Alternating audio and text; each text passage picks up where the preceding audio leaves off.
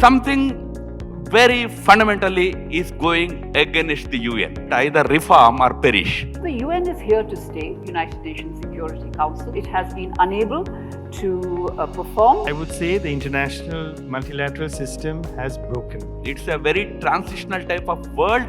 These conflicts are symptoms of it. In these wars, there will be no winner and no loser, remember. At the end of the day, everybody is a winner and everybody is a loser. I thank the two eminent speakers who spoke about two different aspects, which were also partly covered in my book, but they threw more light on those two aspects. I thought one issue that was raised by Ambassador Kamboj about what do we do with this multilateralism that we created after the Second World War. This functioned well for some time, but you said there should be a major reform. There's no other way. What kind of reform is possible in this system? Because any reform, the first fundamental reform that is needed is to do away with the veto power.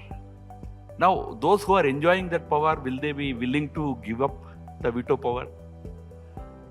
India wants a permanent membership in the Security Council, but India cannot get it alone. Along with India, half a dozen other countries, which also have a legitimate claim, they also want to come in. Now, with 5 veto powers, we are struggling to get anything done there. Imagine 10 countries have veto powers. Will this system work? Do you think really will it work? Or because we are now unable to think anything different, so we are saying, well, let us reform it. Can it be reformed? Thank you very much, sir. I think that's a wonderful question and something that we have long thought about for many, many years. Personally, I think the United Nations does need to be reformed, the United Nations Security Council, without a doubt, because it has been unable to perform its peace and security mandate, without a doubt. Now, the question that Shri Ram Madhav ji has rightly raised, very good question, that do you think it is realistic to expect a reform? And with 5 veto powers, life is bad enough. With maybe 10 veto powers, would it be any better, if I understood you correctly, sir?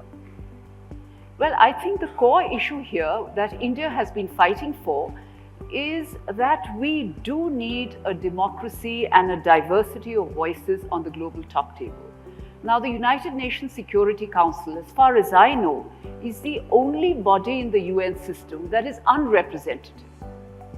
Because the developing country constituency in the United Nations is over 100 countries. And the developing country constituency is not represented in the United Nations Security Council, except possibly for one country. That needs to be rectified, and therefore you need a diversity, a democracy of voices, so that the Council can be more representative, more effective, and more legitimate. So without a doubt, I feel that we should still pursue this laudable objective of reform, because the United Nations, sir, if I may say so, I don't believe it can be wished away. It is too baked in for it to disappear. There are many, many countries, and I recently attended a meeting in Italy on a new world order again. And there the European countries were very clear that the sectoral bodies of the United Nations are delivering well, and that they will continue with the United Nations. Also, the small states constituency is very, very keen to continue with the United Nations, because at the end of the day, it's a norm setter, a standard setter. Think of the Paris Climate Accord, think of the Millennium Development Goals, think of the Sustainable Development Goals. So the UN is here to stay. We as a country that will definitely, that must definitely be on the global top table, must continue to pursue the cause of reform. Whether, when, how will that be achieved is another matter. And at the same time, I feel the answer would not be complete unless I also say that even as we are committed multilateralists, we are after all the founding members, we should invest in minilaterals. And we're doing that. We are doing that because here there are no vetoes, no spoilers, and interests are seemingly aligned. So I would say, sir, we continue with multilateralism. It is there, it cannot be wished away, at least not yet. And we also continue to pursue our minilateral interests. By the way, for the benefit of the audience, as PMI in New York, Permanent Representative of India at New York, she told the United Nations in the General Assembly that you are becoming useless. Not in this language though, diplomacy is a different language. I mean, the same thing that what she was saying here, that we should reform. We said it, our foreign minister said it, either reform or perish. I mean, today, ma'am, with all due respect, the reality is you need it because you can spend 15, not you, every country leader can spend 15 days in New York and go and say whatever he wants to say. Recall what happens when Netanyahu comes. Gives a good speech attacking UN right, left and center, goes back, nothing happens. So many such things happen. It has just become a talking shop today without anything. I just raise one simple issue. Now you have a certain international economic order created under the United Nations. In fact, before United Nations, WTO and these Bretton Woods institutions were created. They were the first international institutions. Then, of course, UN was created. We were a original member country, but we were not an independent country. We were under British rule at that time when we signed the United Nations Declaration. But the point is, the European Union imposed a daily fine, daily penalty of 1 lakh euros on Hungary, just because it refused to accept immigrants into its country. I mean, those illegal immigrants who come into Europe, European Union said all of us have to share it. If you don't accept to take them, you have to pay 100,000 euros every day. That is 365,000 euros annually. Hungary has to pay as a fine to EU, not to an international body. EU is itself an international body today. Regional multilateralism. UN is silent. I am not talking about how many resolutions were passed in Gaza, on Gaza issue, on Ukraine issue. Just it is a talking shop. And the worst reality today is, in Hong Kong, China has now set up a dispute resolution center. Countries who have disputes need not go to The Hague, to the International Court of Justice. They simply can go to Hong Kong and China will mediate and resolve them. Can we stop them? Something very fundamentally is going against the UN. I agree with you. There is probably that will continue. An institution that has almost all the countries as members will continue, but mostly probably continue as a talking shop, I feel, without having really any power. The last organization created out of the UN series was WTO.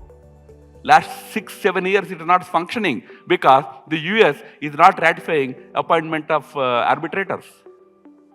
All arbitration matters between countries are pending. So countries are resolving by themselves at the minilateral level. So something very fundamentally is changing. We have to think of a new mechanism while paying our rich tributes to UN as long as it survives. As a view I'm saying. But then I would really like to have Ambassador Mazumdar's view also on this multilateralism, new multilateralism. So I can prove to you that I have read your book. I have neither bought it nor have I stolen it. But how I've got it is another story. So to prove that I have read your book, you have argued that rather than hankering for Security Council membership, India should concentrate on developing regionalism within its area and leading the area. And there is a lot of truth in that. If I have served once in New York and once in Vienna. I was ambassador to the UN and other organizations in Vienna. It's not the organization that is to blame. It is the member states. Now we talk about the United Nations. Individual countries also blame the United Nations for lack of action. But it's actually not the United Nations which has not acted. It is individual countries within the United Nations which has not allowed the organization to act. So I have had an occasion where an important convention such as the Cybercrime Convention was being negotiated, and it appeared that at the beginning that there was absolutely no meeting ground between the United States on the one hand, which was defending big tech companies, and Europe, which was on the other extreme, and then countries from the global south and China at the other end, and Russia. So it looked like an impossible proposition, but in the end, after 2 hard years of negotiations, everybody came together and developed an international cybercrime convention. Now, I cannot think of any other body in the world that can do that, or any group of countries which can reach an understanding on as important a subject which is universally acceptable to all. So, as Ambassador Kamboj says, we cannot reinvent the United Nations, but certainly we need to see how to reform it. Then I start with you again about the other aspect of it. As you probably mentioned, within United Nations there are no number of small groups, right? SIDS nations are a group. G77, or what is it now? G140 now? So, led by China. Essentially, these smaller regional groups today want their voice to be heard prominently. Now, whether it is Xi Jinping or our Prime Minister, we always talk about becoming the voice of what is called Global South. Are we not saying that? Repeatedly we are saying we will be the voice of Global South. That also means that these smaller groups, minilaterals or plurilaterals, you call it, depending on how many countries will be there. These plurilaterals are also now becoming a united entity, not necessarily individual nations, individual member countries in United Nations. These groups are important now. Is that not the way forward? Let you create strong regional groups, protect their interests, based on their interests, talk at the United Nations. Like I give you one example. UNCLOS. When was it drafted? In 1970s. When trade in Indo-Pacific region was not so great. The real trade was happening between Pacific and Atlantic. I mean, Europe and USA. That was the time when you drafted UNCLOS, the laws of the seas. Today, we are the most important region. Can't we redefine those laws today? Is it not? When China says, I don't accept ITLA's judgment, we blame China. Of course, China should be blamed. There is an international arbitration, there is an institution that gave a judgment. China says, I don't accept. But is it also not equally important that today we are the most happening region, but our concerns are not represented in these laws? And there is no way you can reform them because those institutions are all dominated by Western powers. So, is regionalism not equally important as global multilateralism? Regional minilateralism, plurilateralism also not equally important as the multilateralism? I couldn't agree more with you, sir. Regionalism is something that we in India are pursuing in a big way, whether it is in BIMSTEC or the Indian Ocean region, or the Indian Ocean Conference that the India Foundation organizes. It is really a superb platform where last year I think something like 28 foreign ministers of regional countries around the Indian Ocean came together in Muscat.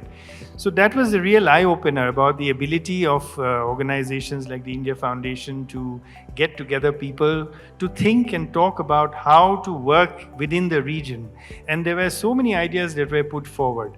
So whether it is the Indo-Pacific, the Indian Ocean, our neighborhood, or such of our neighbors as are open to cooperating with us, I think there is no substitute for the regional cooperation. And it does not have to be in competition with multilateralism. It is very much something that can contribute to multilateralism in a big... For example, if you see the Latin American countries at the moment, they are divided somewhat divided. The organizations in Latin America are somewhat divided, but traditionally they have worked very closely together in the United Nations as a strong voice of the Latin American countries. Same is the case with Africa. The African voice in the United Nations General Assembly is a very strong voice. So similar kinds of regional minilaterals, I think, are very important for projecting the interests of groups of countries within the larger global organizations. So I totally agree with both Jaideep and you. I think it's a very positive trend, this trend towards minilateralism. It's also a very practical trend, because what is minilateralism? It was also born out of the failure of multilateralism. So I think it's a positive trend. I think there are no vetoes here, there are no spoilers. Countries are seemingly aligned, they are agile, they are quick, and they give you results. So I think this is a positive trend. The only challenge that I see in this whole minilateral versus multilateral dialogue is the one that I lived through myself. When India held the G20 presidency in 2023, there was a very important meeting that was held in India, G20 development ministers, and they agreed to a stimulus package for the SDGs. Now that was in response to what the UN Secretary General had written to the Prime Minister and also to the Foreign Minister, that come up with something so that it can be scaled up at the United Nations. So the G20 came out with a wonderful package, but when the time came to scale it up, it didn't happen. And that is the weakness of minilateralism. Because the member countries, because at the end of the day, everything is political. So none of the countries at the United Nations, when we went up to them and we said, here it is such a brilliant agreement. 20 countries and even some more have agreed to this. This should be written into the document that will come out in September, which was a recommitment to the SDGs. We moved heaven and high water, but the usual suspects, you can guess who, did not let that happen. So that is the one, if I may say, shortcoming that I see in minilateralism, plurilateralism. Otherwise, I personally think it's a good trend, it is practical, but at the end of the day, sir, it is a workaround. It is there because multilateralism has not delivered. If I may add one point though, I mean, I am an enthusiast for multilateralism, but I think it will be dishonest not to admit that as far as global political and security architecture is concerned, the multilateral system is broken. You would not have a Gaza, you would not have Ukraine, you would certainly not have had Israel and Iran if you had a robust, working, functioning Security Council or architecture that was able to contain this. Today, it looks like the world is free for all as far as security is concerned, defense and security. Any country can do anything provided it has a godfather in the Security Council.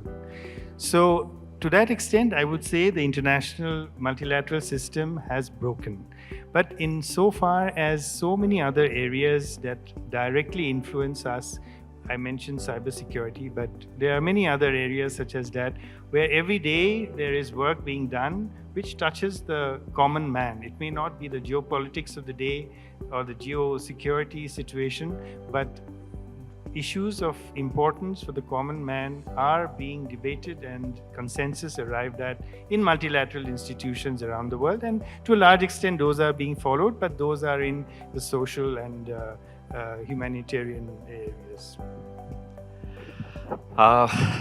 Okay, this is a topic that will continue to be debated over next many years now, because as I mentioned, with no allies, both of them have been diplomats for many years, so they have seen that whole multilateral institutional framework from very close quarters. Naturally, there is greater knowledge about whether it is still relevant, how far it is relevant. They know much better. But purely from an outside geopolitical perspective, I see it coming. I see it coming in a world where there are no statesmen left. doesn't mean about any individual leader. They are very great, eminent leaders in the world. But generally, a world bereft of statesmen, a world where multipolar reality is there, where countries with influence over their own region, whether it is Turkey, or it is Russia, or it is China, or it is India, or any country, where regional interests, regional domination is the reality of the day. Multilateralism, I mean, to borrow Ambassador Mazumdar's word, it is broken, it will remain to be broken. Long live multilateralism. But let us now probably open up the session for all of you to ask questions to our speakers. I'd like to float this to Ram Madhavji, and we have a query on how can India translate its demographic dividend into a real geopolitical advantage, and what risks could turn that advantage into a liability? Demographic dividend works both ways. One, of course, it gives you a false sense of greatness. You know, yesterday one very senior industrial group leader came to me and said, you know, sir, we are the world's largest industry group. I said, yeah, 1.4 billion Indians, you will always be largest in numbers. The question is, don't get romantic about you have the highest number of members. You will have. You are such a big country. But what is its share in the world? So, this whole demographic dividend should not make us complacent. You know, we claim we are the world's youngest society. Yes, we are the youngest. 58% of our population is below the age of 35 years. Today's reality, it's changing. By 2060, 65, our demographic dividend is going to start, get reversed. Slowly we will start seeing our population decrease. But not so much. We will end up somewhere by 2100, we will end up at around 110 crore population. None of us is going to see that day anyway, don't worry. So it will be many years to come. But this demographics needs to be very carefully handled, otherwise it's going to be a big liability. That is where a lot of new thinking is needed. The way we thought about managing our populations until now is not going to help us if we have to manage population like this. 1.4, it is going to become 1.6 by 2050, 1.6 billion. Already, every year, we are adding 20 million people to employable age. They are turning 18 every year. You are all industry people here. How many jobs are we creating? 4 million, 5 million. There is a gap of 15 million. They are surviving on gig economy in Swiggy, Zomato, quick commerce. They are surviving. But that's not employment. That's just a basic livelihood we are providing. We have to now think seriously. Now, earlier there was that mention about government of India allocating 1 lakh crores for R&D. Now there is another announcement today that 98,000 crores for job creation. Why is government compelled to do this? That's the question that we all should be asking. Is it the job of the government to give jobs? Then let us have socialism in this country. Why we detest socialism then? All of us sit our hands crossed and say that government should give 1 lakh crores to create jobs. That is the pressure we are facing with this demographics. We need to find newer ways of employing our people, find employment, jobs, livelihood to our people. Here, we need to develop industry, grassroots economic activity. Even going beyond that, we need to encourage a lot of GCC activity in our country, skilling activity in our country, reskilling, upskilling activity in our country. We have to train, prepare our people for a future that's going to be very different. What we are doing after 10 years is going to be hardly relevant. I'm saying after 10 years, there won't be, half of the teachers also will lose jobs because teaching will change. How many teachers can today give a class without a single student in front of them? There is no student in front of you, you still have to teach a mathematics class. They can't teach. They need to have those बच्चा लोग, उनको डांटना पड़ेगा, stick से beat करना पड़ेगा. You have to totally change the skilling pattern. Reskilling, upskilling is needed. Then only we can really say it is a dividend. Demography is a dividend. Otherwise, demography is going to be a liability. So many different debates come into it. Religious debate comes into it. Other debates come into it. But we have to unanimously decide that population needs to be at some level regulated. It has to be contained at some level. And you need to constantly upgrade the skill levels of our people. Then only demography can be called a dividend. Otherwise, it's not a dividend. It's a liability. Thank you for that, Madhavji. I think this would be a very apt question for His Excellency Ambassador Mazumdar. This, of course, brings in your experience of having set up industrial bodies and also your MBA, which you referred to earlier. And with China pushing to retain the manufacturing dominance, how do you see India repositioning itself to attract global supply chains and also be seen as a credible alternative? India has never been a great trading nation. We are not in the business, we have not been in the business of producing for the export market. Neither do we have had good backward linkages in our industry with economies outside. In order to be able to really be part of a China Plus One strategy, I think firstly we have to be far more open to imports, because we cannot create things at a reasonable cost without getting imports of intermediate and raw materials at a reasonable cost. So duties have to come down. Imports have to be made far easier. Why is Vietnam becoming the star in this show? Because they are already integrated so well with the Chinese economy.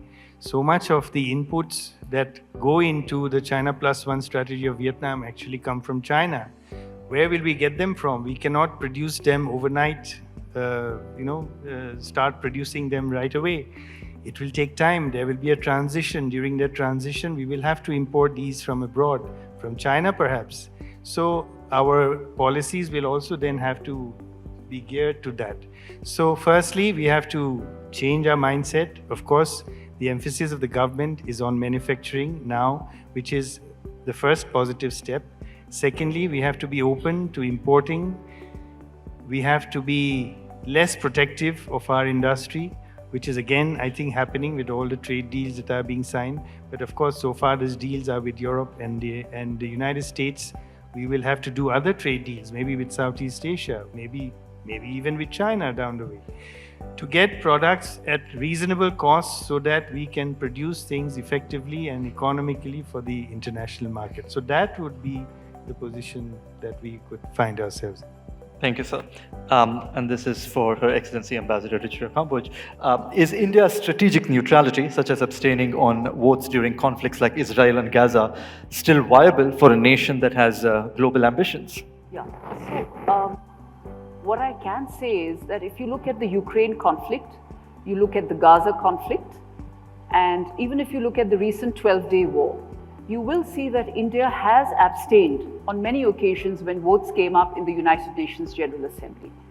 But I would look at it like this, that the neutrality or the strategic neutrality that you mentioned gives you ample room for diplomatic maneuverability. Let's take the Ukraine conflict. India was among the very few countries that was actually talking to both sides, to Russia and to Ukraine. And therefore, it is very important for the world to have countries such as India, whether it's Gaza or whether it's Ukraine, who, when the time comes, will be in a position to play a key and critical role. So I don't believe that this works to our disadvantage, but actually works to our advantage. Also, as far as India is concerned, we've been very clear, and I think if I can sum it up, the whole idea is to maximize our options.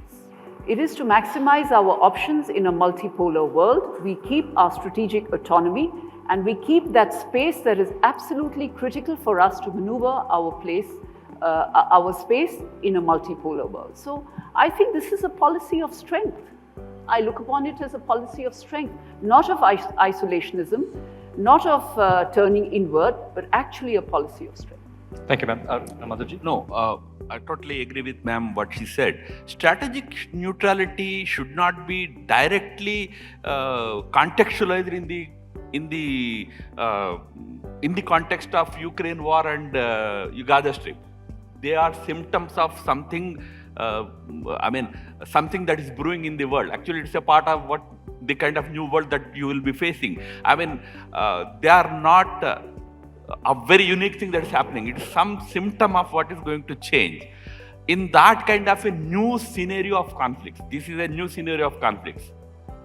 It is what India did is the very right thing. Playing that role of a neutral player, not taking sides, and being available for peace any time. You know, in Hindi, there is a kahavat. Sher ka poonch nahi pakadna hai. Meaning you never try to catch the tail of a tiger. Because you can catch it, you can never hold it back. Tiger is so powerful. And if you catch it, you can't leave it also. Because if you leave it, it will swallow you. So we did a very wise thing. It's a very transitional type of world. These conflicts are symptoms of it. In these wars, there will be no winner and no loser, remember. At the end of the day, everybody is a winner and everybody is a loser. That's the kind of conflict we are seeing. So what India did is a very right thing, but our strategic autonomy is much bigger. In our strategic autonomy, what we are saying is countries will decide their relationships with different other countries in the world based on their own autonomous interest, autonomous decisions. They won't be guided by any kind of hyphenation. When we talk with a second country, we won't think about any third country. It's about two of us. So that strategic autonomy is a new idea, a very powerful idea that India presented in the last, I think, in 10-12 years. What I can say, when I was at the United Nations, and again, because the question was about Gaza. Yes. As far as Gaza is concerned, and certainly Ukraine, initially in the early days of the conflict, when India abstained on Ukraine, there was criticism. And we took that criticism on our chin. We stood strong. Even if we were isolated, we stood strong. But do you know what happened after that? 6 months down the line, when the issue came to the United Nations General Assembly, the majority of countries were quite happy to abstain, following India's lead. And in the UN Security Council, when we were there, I was struck that the language spoken by China was suspiciously similar to the language that we were speaking. About de-escalation, about diplomacy, about dialogue, about peace. So I think, and I repeat, I feel that this policy that India is following is a policy of strength. And certainly I think, as we have already said in many fora, the whole idea is to maximize options. I just want to take on what you just said about many countries echoing India's language, and we having set a precedent. What more can India do to emerge as a catalyst for a more inclusive and functioning global system, especially on behalf of the global South? And this is for the panel. Please. Well, I think India is already doing that. India is already doing a lot that showcases its leadership. As far as the global South is concerned, and I would say arguably India is the most credible country today in the global South. And why do I say that? Because I have experienced this firsthand. There was a PR of a certain country who came up to me just before the Raisina dialogue. He wanted to be in Delhi. And he said, Ambassador, there are 3 spots on this earth where every country's ambassador wants to be. And one of them is your country. So that is actually not to be taken lightly. I think countries take India very seriously because you're seen as a bridge builder, a consensus builder. You are seen as a responsible player, as a country that speaks not just for herself, but for others too. So I'll again go back to what Ram Madhav ji began with. the whole issue of reformed multilateralism. And I think reformed multilateralism is the prime example of India speaking not just for herself, but for others. We're talking about the historical injustice that has been meted out to Africa, and we are demanding a seat for Africa on the top table. And we did that already in the G20. We're talking about other countries. So I think India is already playing its role in terms of creating the dynamics for a more inclusive and equitable international order. There are many other examples, but that will go on and on. But I can tell you in short, the short point is that when India speaks at the United Nations or elsewhere, look at our first responses in any part of the world. You're doing it for your citizens, but you're doing it for others too. And the world is seeing that. Look at India's response to the COVID crisis. I think we were the only country, as far as I know, that was actually supplying vaccines to those small countries out there. And mind you, we didn't monetize that. Most of those were grants. I myself was ambassador at that time in a country which received all the vaccines as a grant, which enabled them to do their entire first round of vaccinations, the Kingdom of Bhutan, which is in our neighborhood. So I think every which way you look at, and what you're doing bilaterally in multiple ways, that is mirrored in the United Nations. So countries acknowledge India's approach, countries acknowledge India's contribution, and countries acknowledge that India is, and I repeat, perhaps the most credible player today in the global south. But ma'am, if may I ask you, have we not done it right from the beginning? We have always done it. What you are saying that we are taking other countries' interests to the high table. We championed China's entry into UN for first 2 decades. We got into UN. We always championed the non-aligned movement at the international fora. We have always done it.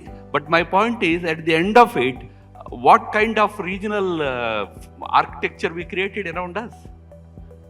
We are claiming that we took G20 to African Union to G20. Of course, it's a great contribution to Africa, bringing its voice to the table. But how many African countries stand with India? Well, sir, I will take a huge risk. I shouldn't be saying this, but I'll say it nevertheless. Having seen the dynamics a little bit at the United Nations, and I do feel that as, when, and if that day does arrive when you are actually voting for new permanent members in an expanded Security Council, the little that I've seen in these past almost 40 years, I have no doubt, and particularly the stature that India has acquired. And you're absolutely right, sir. In the past also, we were probably doing something like that. But today, you're walking the talk. You're actually bringing solutions to the table. You're not just making rhetorical points. You are, wherever you can, you're actually walking the talk. So I do believe, and I think the practical manifestation is whenever we have fought elections, particularly in recent years, and also in the past, you're right, at the United Nations, the 2 elections that I fought in my 2 years, we came out tops. We almost got 100% of the votes. Almost 100%. People were left guessing who were the countries who didn't vote for you. So I think I was just trying to complete that point, that as, when, and if that day arrives, when India is standing for an election, for an expanded, as a permanent member in an expanded Security Council, I do believe we have the gravitas, we have the solidity to win that election and thereby secure the votes of the Africans also.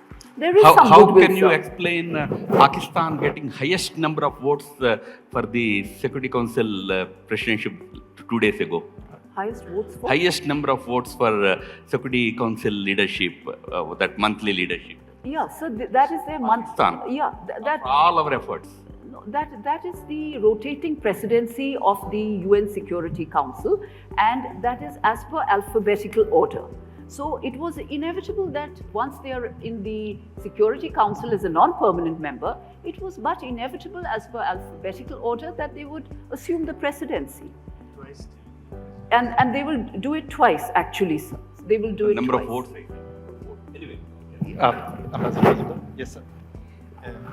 No, very quickly. Strategic autonomy is, of course, the objective. And any country that can say that they are strategically autonomous is actually a very powerful country. And when I talk to my colleagues, diplomats from other countries, they really do envy India's position, that we are able to bridge, as we were saying earlier, bridge all sides, able to protect our interests from all sides. So we are at that position where we are in a very comfortable position because we have taken conscious choices about how we will deport ourselves in the world of that is extremely complicated. Now, obviously, I will give you an example of how what we do matters. Prime Minister was in the Caribbean for the India CARICOM summit, and there a Prime Minister of a Caribbean country, a very strong woman, a very formidable leader, when she recounted how during COVID, India was the only country that sent them 100,000 doses of vaccines. She was crying. There were tears in her eyes. And that was a very, very moving moment. So these are the ways in which we touch countries, leaders, peoples. Prime Minister has had so far 3 summits of the Global South. What is the purpose of these summits? The purpose is that we want to know, we want to coalesce together what are the thoughts of the countries of the Global South about what they want from the international multilateral system. What is it that they want in terms of, say, health, in terms of education, in terms of connectivity, in terms of trade, in terms of investment. So these 3 summits of the Global South have brought ideas from countries around the world, from the Global South, for us to present before the international multilateral institutions. So I think that is one way where we can contribute to the multilateral institutions, and which we are doing. Thank you, Your Excellency. I believe we have 2 more questions from the audience before we will be closing this down. First question from Dr. Khatri, who spent nearly 3 decades in the civil services representing Karnataka's industry efforts. Dr. Khatri. In the new global order, I get a sense from your presentations that there will be fluid alliances, regional dependence will be there, and the self-interest of the countries and the desire to increase the sphere of influence will be the basic force behind it. My concern here is that for the dependable supply chain, let's take any sector, automobile, aerospace, India is trying to become a geography where investments can be made so that there will be a dependable supply chain. But with these characteristics of the new global order, my apprehension is that attracting investments will become more difficult for India. I want to know if my apprehension is correct, and if yes, what do we do? Thank you. Yes, undoubtedly, nothing is going to be easy in this new order.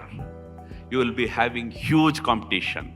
In fact, I would say the whole idea about manufacturing itself is going to be very difficult in the future, in the coming years. We think that manufacturing will get a lot of jobs and all. It's saturated. Around our country, so many countries have made manufacturing, general manufacturing industry a saturated activity today. We are doing well. Undoubtedly, we are doing better than what we were doing 10 years ago. But the challenges are 10 times more daunting. I mean, why I asked ma'am was not to contest her point. Today's reality is, in 2021, we were the chair of that UN Security Council. That time, we got 184 out of 193 seats, 193 votes. This year, Pakistan became the chair. It got 182 out of 193 votes, 2 less than us. We ran a campaign with 7 groups of MPs going all over the world and telling them how dangerous this country is. We brought African Union to the G20 table. But the challenge remains. I'm not saying what we did was wrong. What I'm saying is challenges are very different today. Are we ready to think differently? Earlier, Mazumdar sir said that we probably never focused too much on exports-based things. But actually, until 1700, the Agnes Madison survey, which said that India and China were contributing to close to 50% of the global trade until the year 1700s. In that, India was contributing close to 25 to 30%. You know that in Rome, the Roman statesman formally complained to the emperor that stop India, it is looting our gold. Because it is exporting its textiles, it's exporting its products to Europe and taking all our gold to its country. Because gold was the medium of trading those days. That was the kind of trading we were doing until 1700s. The British had brought a big ruin to that whole thing. Today, it's again that we have to, more and more people have to think in terms of trading globally, no trading locally. Today, we need companies that trade globally. We need products that can be traded globally. Then only you can probably think in terms of having strong supply chains. Additionally, something more is happening. It's a big subject. I should not take too much time. Probably they also have to share their views. Today, a new kind of embargo is going to come. Like, countries now will stop sharing technologies with you. The whole innovation industry, I'm sorry to say, what we call as innovation in India, 90% of it is imitation, not innovation. Something is innovated somewhere, we add some Indian spice to it and say it's our innovation. Real innovation is happening, a little bit of it is happening. Fintech is a big success story in innovation in India, no doubt, in financial technology sphere. But otherwise, it is very small. Now, we are depending for our innovation on certain foreign supplies. They will stop. Now, country after country is thinking that why should I share my knowledge with another country?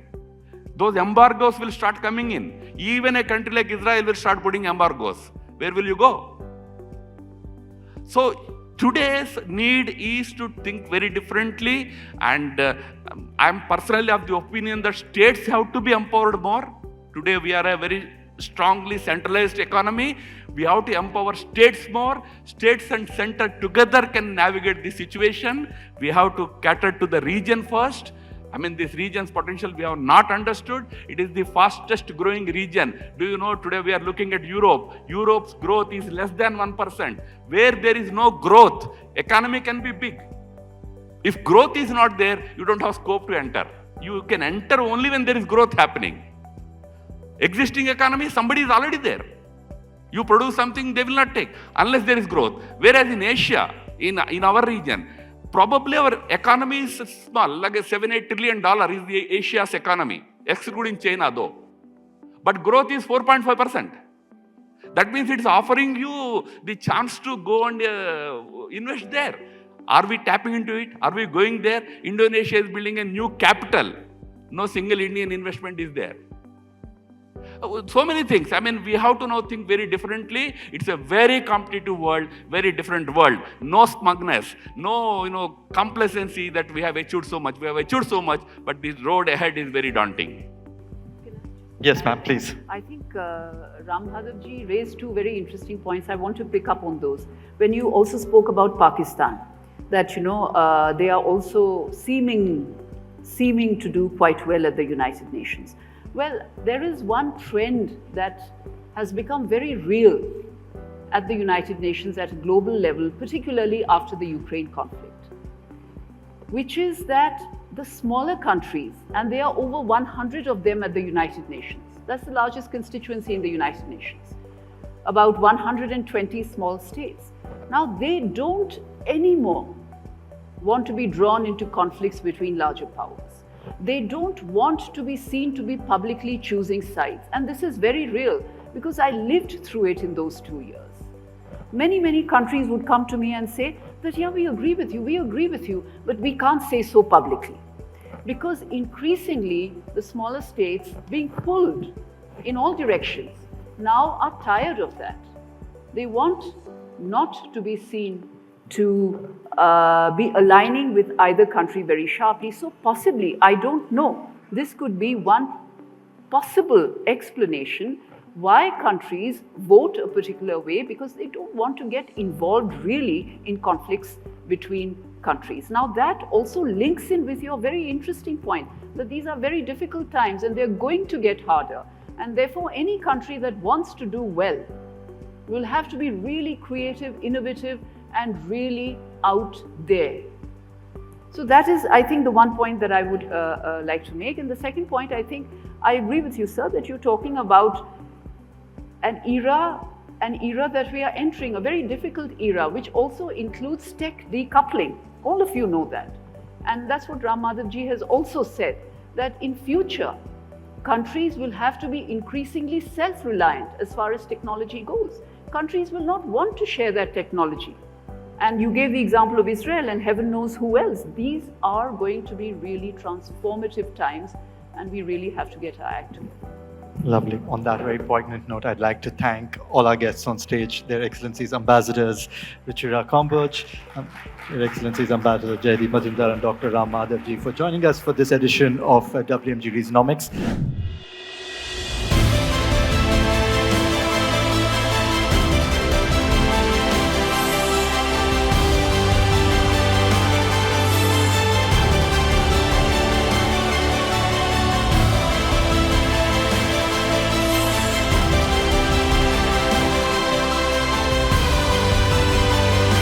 Your Excellency Ambassador Ruchira Kamboj, Ambassador Jaideep Mazumdar, Dr. Ram Madhavji, friends of WMG.